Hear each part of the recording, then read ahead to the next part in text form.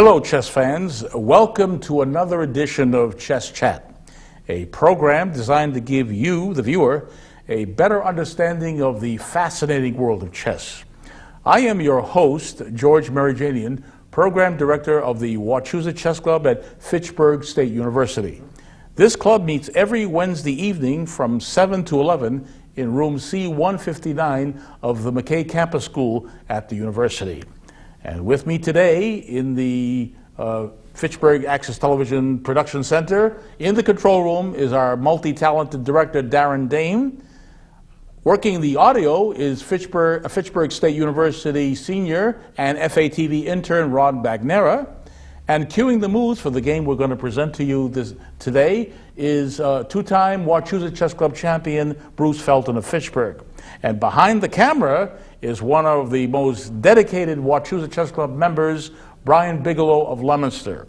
And last but not least is my longtime associate and trusty co-host, former Wachusett Club champion, Martin Lane of Lunenburg, one of the strongest and most active chess players in north central Massachusetts. Hello, Marty. Hello, George. Good to see you again. Always a pleasure seeing you, Marty. Marty, today we're going to devote our program to the world's oldest living Grandmaster. He is 90-year-old Yuri Averbakh of Russia. Now, what can we tell our viewers about Grandmaster Averbakh? Well, I think that the thing that always strikes me about Yuri Averbakh is that he's one of these multi-talented, many-faceted individuals who distinguished himself in many areas of chess. Not only has he been an elite player on the world scene, he's a well-known chess journalist, edited two very prominent chess journals in the Soviet Union. He's a prominent coach and trainer, trained many great players.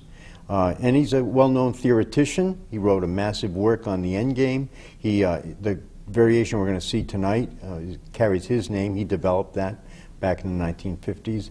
And you were telling me that he was also an international arbiter. If you wanted to explain to our viewers what that entails. Well, an arbiter is one who directs international tournaments, who's in charge of overseeing the conduct of a tournament. And he was awarded that title of international arbiter in 1969 by the World Chess Federation, which is more commonly known by its French acronym FIDE, F-I-D-E, FIDE. But again, he's a multi-talented grandmaster. He was born February 8th, 1922 in Kaluga, Russia, which is about 100 miles southwest of Moscow. But at the age of 3, he and his family, his parents, moved to Moscow. And he's been living in Moscow since 1925. So he knows Moscow very well. And, but his first major success was in 1949. He learned chess at the age of 7. But his first major success, here's a picture in the early 1950s. There's Averbakh. His opponent, who's not at the board on the right, is a Yugoslavian grandmaster named Matanovic. But there's a young picture, early picture of Averbakh from the early 50s. But in 1949, this is a picture of Averbakh at his 85th birthday, about 5 years ago. Yes. Right. And he celebrated. He actually came. Let's say he came to New York. He's lectured at the Marshall Chess Club. In fact, in 2008, he gave a lecture, a very interesting lecture at the Marshall Chess Club, in which he was asked about this game that we're going to present today against Bobby Fischer. I might get into it right before we start the game.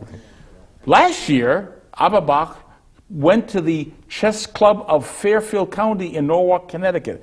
I really regret the fact that I did not go down and visit. But of course, the reason I didn't go is because the lecture was on the same night that the Wachusett Chess Club meets on Wednesday night, so I missed the opportunity.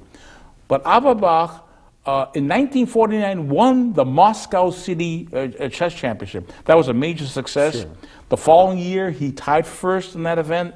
Then he came back about a dozen years later, 1962, and tied first again.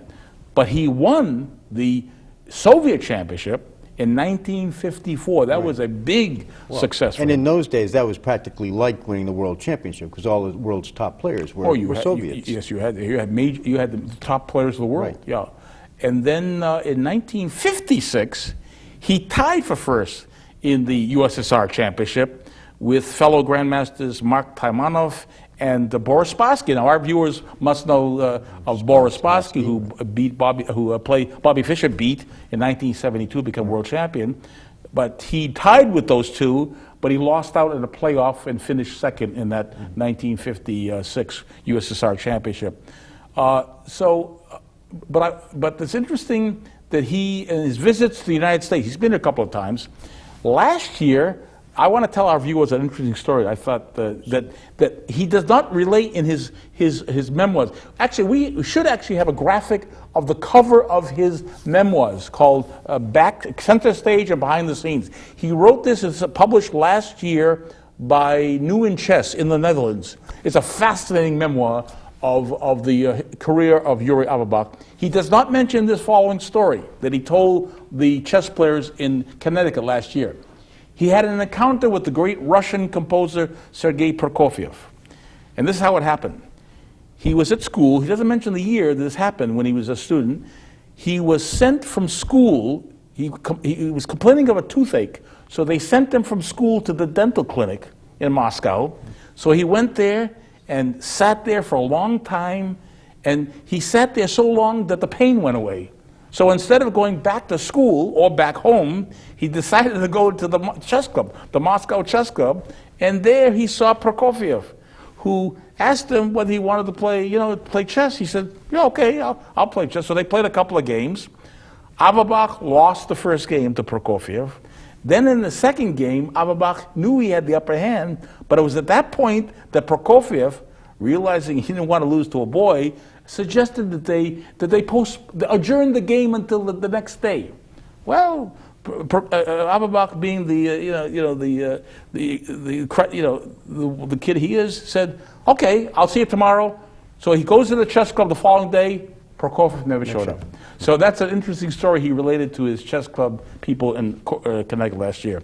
So this game we're going to present, Marty, is a game that was played in 1958 at the interzonal tournament in Portorož, Yugoslavia. It was then Yugoslavia. Right, and you should explain to our viewers what the interzonal entailed. What that An interzonal tournament is a qualifying tournament. It's one of the qualifying tournaments to advance to the World Championship.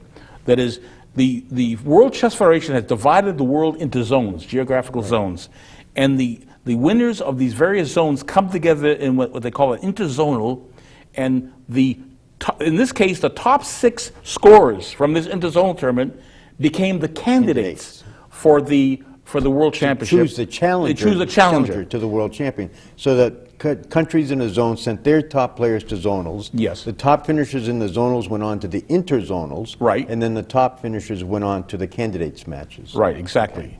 And the United States is a separate zone. The Soviet Union at the time was a separate zone.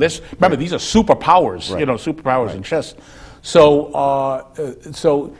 and these top 6 scorers were joined by 2 other previous interzonal winners, or candidates, I should say. But this is where Averbakh met Bobby Fischer for the first time. And this is Bobby Fischer at the age of 15. He had won the U.S. He was the number 1 player in the country. Here's a picture of Bobby. This was his first European trip. Right. This is Bobby Fischer, and a photo of him. This was taken in this country. Right. Bobby Fischer, about the age of 15. This is how he looked back when he played Averbakh. We have probably another photo of Fischer, similarly, where he's coming off the plane in Portorož, Yugoslavia, which, by the way, is now a separate, it's Slovenia, as an independent company. But you see how he's dressed? He's got a sweater, and he's dressed in, most chess players wore suits at the time. Well, yes, most players showed up, yes. When you're playing in tournaments, you're dressed up in actually suits. Right. Now, if I may, I would like to read a quote from Averbakh from a book that was written by David Edmonds and John Idenau, titled Bobby Fischer Goes to War. And this is rather interesting what Averbakh said about his first encounter, or just on seeing Fischer for the first time. So, it said that Averbakh, the authors said that Averbakh described meeting Fischer for the first time in 1958 at the interzonal tournament in Portorož, Yugoslavia. The newly crowned U.S. champion, all of 15 years, was still in his scruffy pre-suit period, dressed in his sweater and jeans. And Averbakh says, and this is a direct quote from Averbakh, he was something of a savage in communicating with people.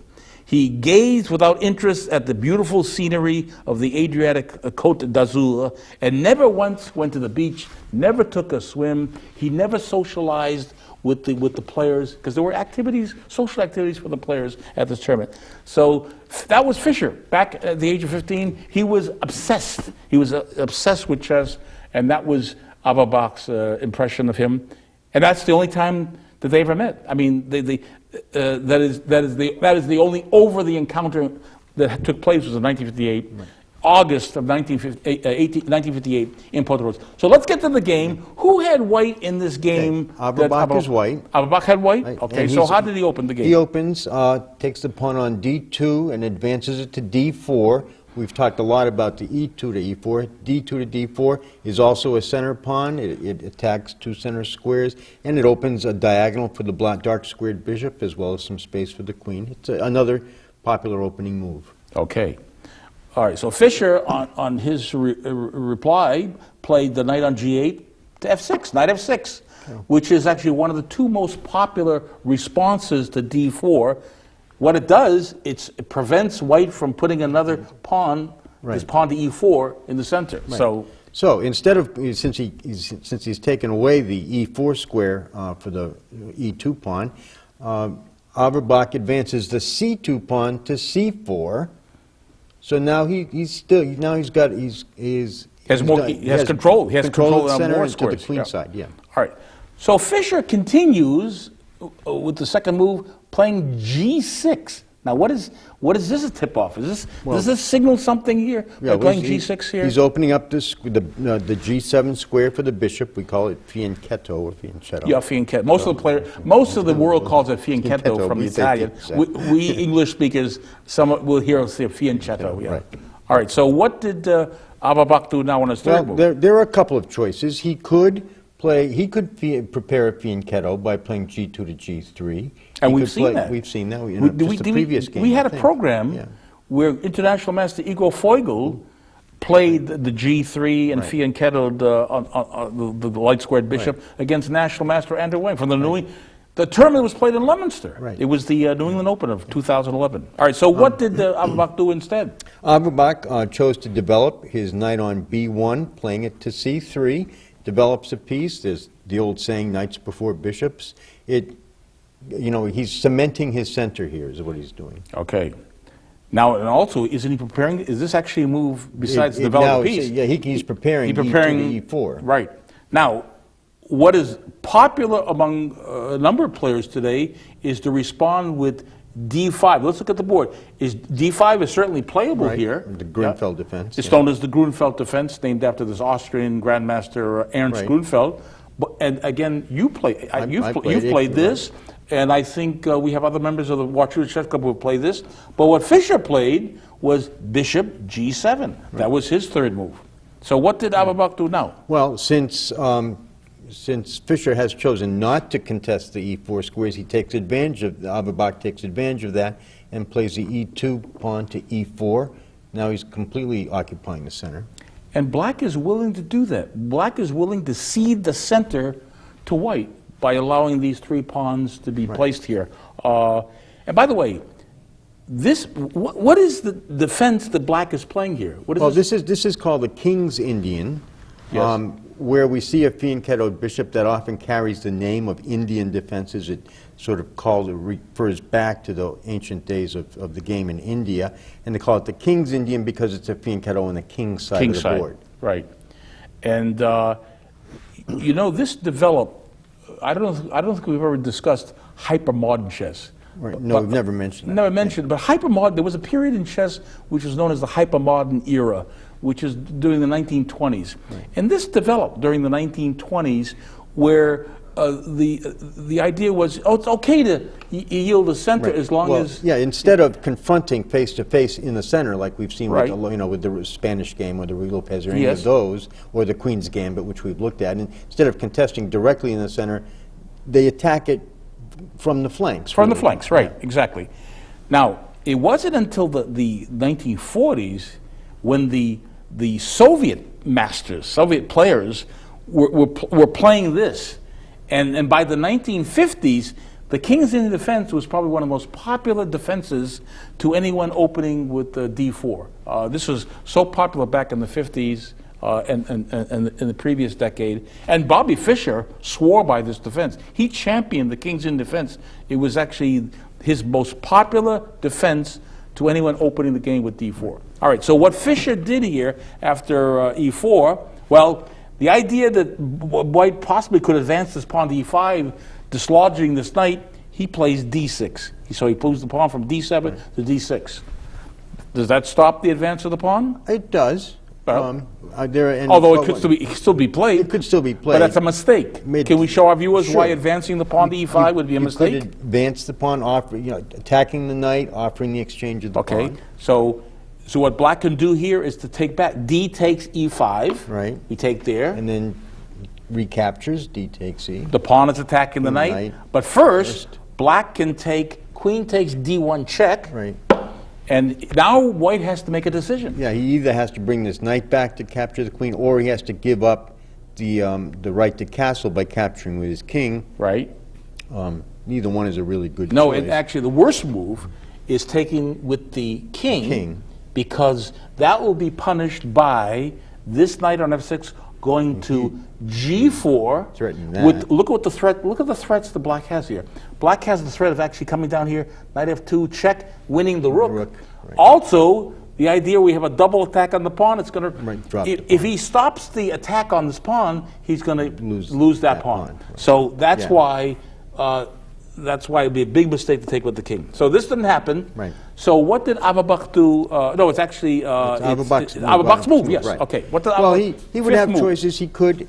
This would be a little bit dangerous. It invites a pin from the. But it's the bishop. playable. It's playable. Yep. Could also just play it here, which you could block a potential pin. Okay. Bishop to D3 has been played. Right. This bishop on C1 to G5 has been played. H3 has been played. Right. What Averbakh, How about F4? Is F4 F4 possible? has been played. That's a four pawns. Four pawns Austrian attack, right? Right. So that's really going all out for. And there's one other move I've seen, and I've seen players F3, adopt, right. is F3.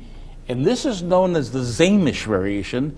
It was named after German master Fritz Zamisch, who played this with the idea of deploying the bishop to E3.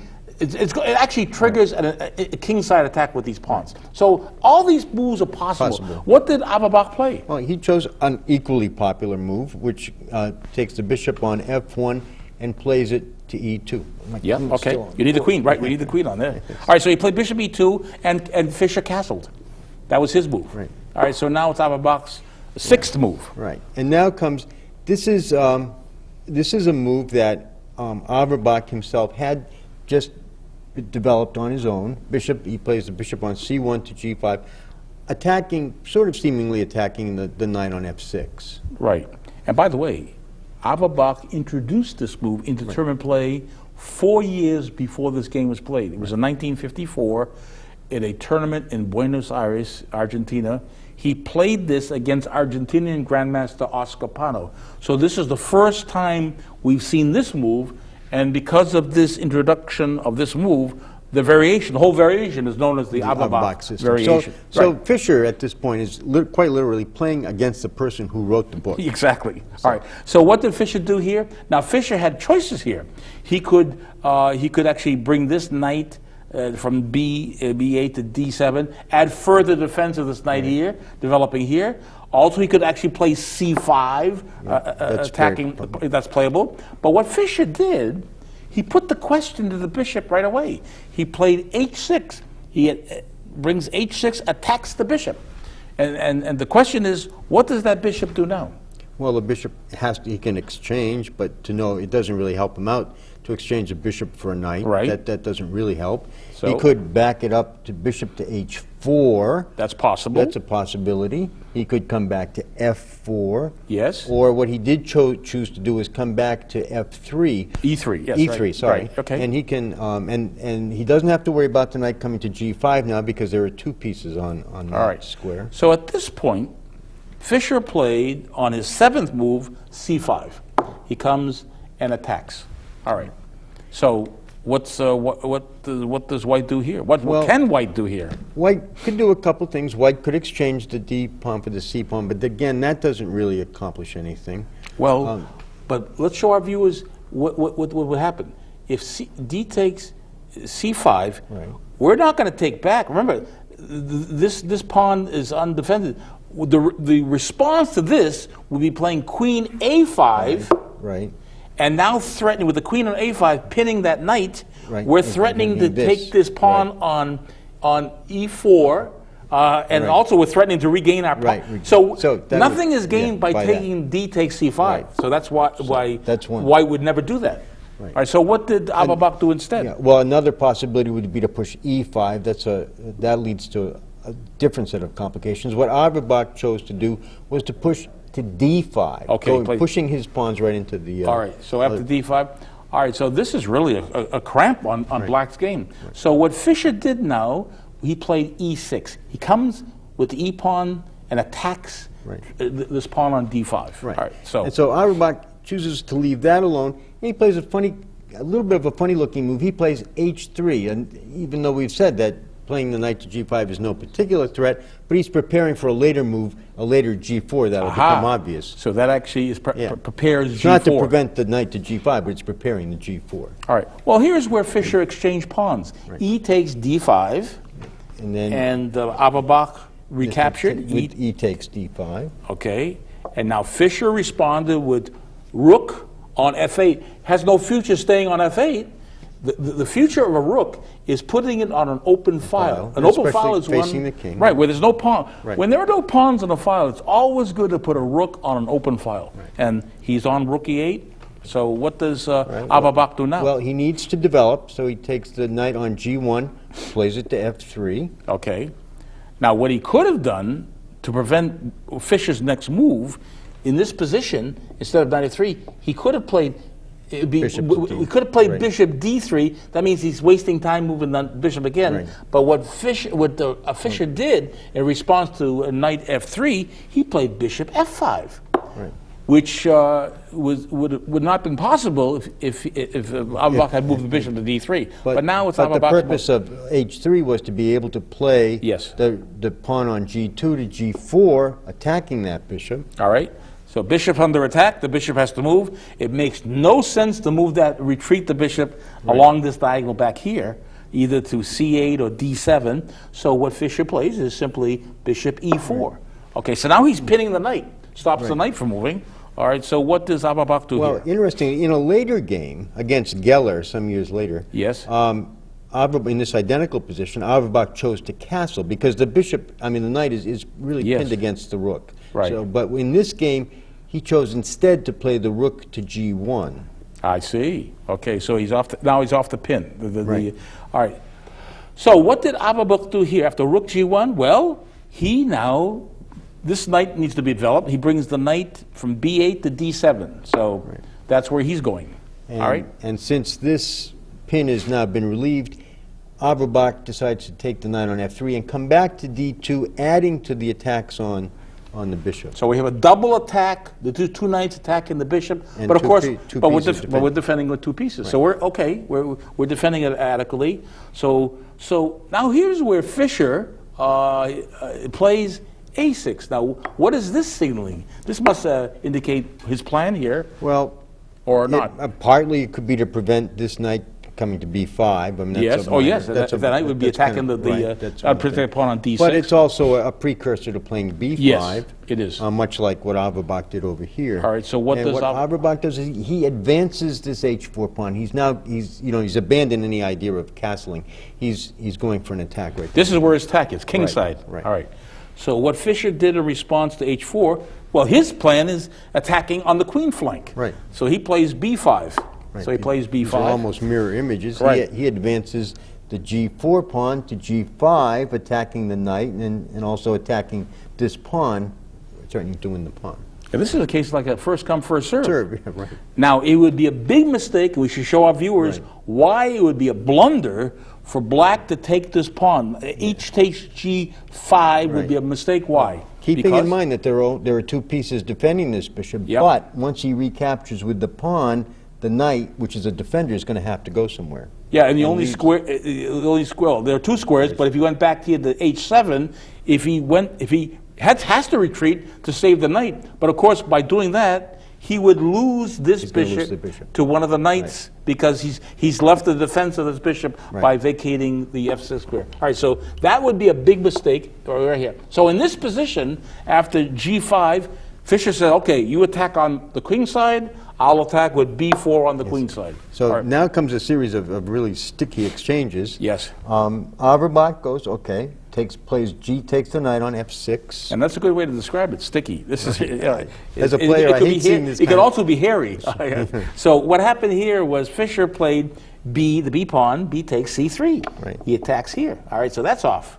Okay, how did Averbakh continue here? Well, the knight is threatened by the pawn here, and the bishop is hanging over there. Right. But also, this bishop is threatened by the knight, so he's in fact going to wind up winning a piece. He's going to play knight take bishop on e4. Aha. So what Fischer responded with was rook takes e4 on his 18th move. He takes rook takes e4. Okay. And then... So now what does... Well, Averbakh has to regain material here. Well, no, Averbakh is going to win material. Oh, he wins. In fact, he's going to be this piece. He will now be piece up. He's now a piece ahead. Right. A piece ahead in this position. All right, so it's now Fischer's move, and Fischer is not going to recapture this pawn with the king. There's no need to do that, because that can be captured anytime. And instead, he plays a stronger move. Is queen takes the pawn on h4. Queen takes h4. Now, does he have a threat now? Yeah, it's not just winning a pawn. No, there's a threat now. He's now pinned.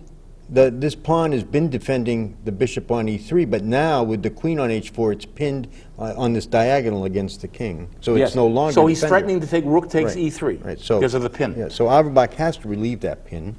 So he moves king to f1. Right. And here is where Fischer continues with the c pawn. C takes b2 and attacks the rook. The rook only has one square that it can go to, b1. Right. And at this point... Well, at this point, a draw was agreed to. Now, there's an interesting story behind this. At the lecture that Averbakh gave at the Marshall Chess Club in 2008, of which Frank Brady, we've done a show on Frank Brady, he's the president of that club. Averbakh was asked, what about your draw against Bobby Fischer? And this was Averbach's response to this. He says, I drew Fischer. I was afraid to lose to a boy. He gave the reason why they agreed to a draw. He says, I was afraid to lose to a boy, and he didn't want to lose to me, so he made it a draw. But then, actually, he later said that he heard, after Fischer played c takes b2, his 20th move, he heard Fischer say draw. He heard him say draw, but he made his move. But he said that both of them had about 10 minutes each left on the clock. They had to reach move 40. This was move 20. And they had to make their next 20 moves in 10 minutes. So fearful that they would forfeit on time, they agreed, out of respect, they agreed to draw each other. So this is an historic game, because after this game was played, or after this tournament in Porto Rose, the Interzonal, wasn't Fischer awarded the International Grandmaster title? This earned him the Grandmaster title. The World Chess Federation awarded him at the age of... And he was the youngest, at that time, the youngest in history. Exactly, he was. So this was rather historic. Again, this was the only encounter that Fischer and Averbakh had. And I hope our viewers enjoyed it. This is the first time we ever presented a draw, but a historic draw. Hopefully we'll see you next time on the next episode of Chess Chat. Join us for that interesting program we're going to present to you. See you next time.